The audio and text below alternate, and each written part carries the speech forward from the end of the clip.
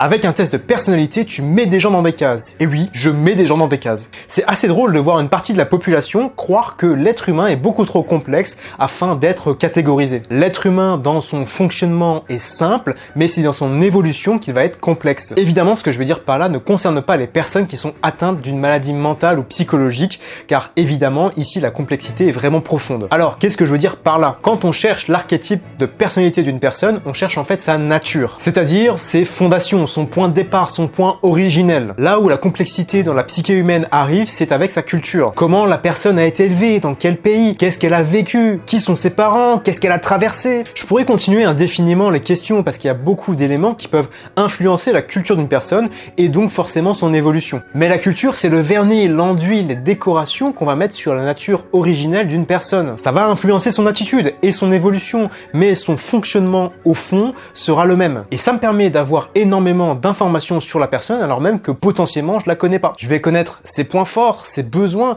ses difficultés, ses peurs, ce qui fait qu'elle se critique, mais aussi potentiellement les gens qui vont être compatibles avec elle. Tout ça, c'est des éléments extrêmement précieux qui vont me permettre de mieux communiquer et de mieux connecter avec cette personne. Et après, il ne reste plus qu'à évaluer comment la personne a évolué et comment elle s'est adaptée avec le temps par rapport à sa nature.